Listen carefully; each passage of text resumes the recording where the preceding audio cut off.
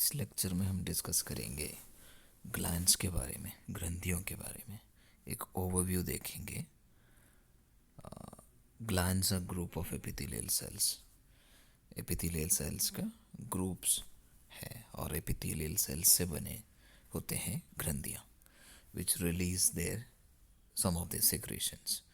तो ये ग्लैंड्स या ग्रंथियाँ वो अपने सेक्रेशंस रिलीज करते हैं। There are two types of glands.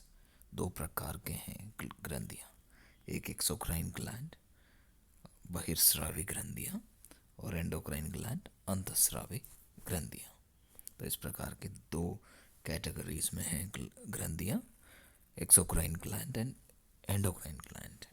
देख लेते हैं एक्सोक्राइन ग्लैंड क्या है। These are the glands that have ducts in them. ये ऐसे ग्रंथियाँ हैं जिसके अंदर डक्ट्स या नलियाँ होते हैं। The secretions are carried by their ducts. उनके जो सेक्रेशंस उनकी उन डक्ट्स द्वारा, उन नलियों द्वारा आगे कैरी करते हैं। The secretions include saliva, mucus, pancreatic juice, gastric juice. ये सब उनके सेक्रेशंस रहते हैं। Example for exocrine gland include salivary glands, जो सलेवा सेक्रेट करते हैं। एक्सोक्राइन पैनक्रियास, जो पैनक्रियाटिक जूस सेक्रेट करते हैं। Gastric glands gastric juice secrete करते हैं। लैक्रिमल ग्लैंड टीयर्स सेक्रेट करते हैं। तो आप यहाँ पे डायग्राम में देख सकते हैं, this is an exocrine gland. Exocrine gland जिनके एपिथेलियल सेल से बने होते हैं और ये उसके अंदर के जो एरिया है जहाँ पे chemicals are produced, juices are produced, and ये इनके डक्ट्स के थ्रू जिस जिस जगह पे उसको पहुंचना है उस जगह पे वो उन डक्ट्स के थ्रू, नलियों के थ्रू पहुंच जाते हैं। ओके, नेक्स्ट एंडोक्राइन ग्लैंड, अंतःस्रावी ग्रंथियाँ। These are the glands that do not have duct in them. इनके अंदर कोई डक्ट या नलियाँ नहीं रहते। Their secretions directly enter into the bloodstream. इनके secretions directly bloodstream में, blood में, capillaries में चले जाते हैं और capillaries के थ्रू या blood vessels के थ्रू, blood stream के थ्रू ये एक जगह से दूसरे जगह या जहाँ पे उसको पहुँचना है टारगेट ऑर्गन्स पर, ये वहाँ पे ब्लड के थ्रू पहुँच जाते हैं। Their secretions are mainly hormones.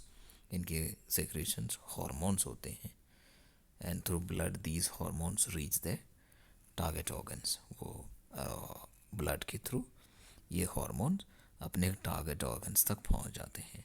तो आप यहाँ पे देख सकते हैं ये एंडोक्राइन ग्लैंड है, अंतःस्रावी ग्रंथियाँ, और ये ग्लैंड्स के अंदर या उसके सराउंडिंग जो कैपिलरीज रहते हैं, जो ब्लड वेसल्स रहते हैं, तो वो ब्लड वेसल्स में ये जो सेक्रेशंस, जो हार्मोन्स होंगे that enters into these capillaries, वो इन कैपिलरीज पे, इन ब्लड वेसल्स में चले जाएगा और वो ब्लड के थ्रू वो आगे ट्रांसपोर्ट होंगे, कैरी होगा।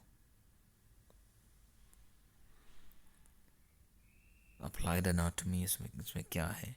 Neoplasms can arise from an epithelial lining of the gland. Gland के, ग्रंथि के एपिथेलियल लाइनिंग में नियोप्लाज्म आ सकता है। ए बिनाइन ग्रोथ को, या जो ये बिनाइन ग्रोथ मीन्स जो लोकलाइज्ड ग्रोथ है, जो स्प्रेड नहीं होता, तो एक ग्लैंड में अगर बिनाइन ग्रोथ होगा तो उसको एडेनोमा कहेंगे। एक मैलिग्नेंट ग्रोथ जो स्प्रेड हो सकता है, जो एक ग्लैंड में हो सकता है, तो उसको एडेनोकार्सिनोमा कहते हैं। ओके, और ये था ग्लैंड्स के बारे में एक ओवरव्यू, जिसमें एक्सोक्राइन ग्लैंड और एंडोक्राइन ग्लैंड के बारे में डिस्कस किया। नेक्स्ट टॉपिक जो है वो मेम्ब्रेन्स है। मेम्ब्रेन्स के बारे में नेक्स्ट पार्ट में हम डिस्कस करेंगे। Thanks for watching.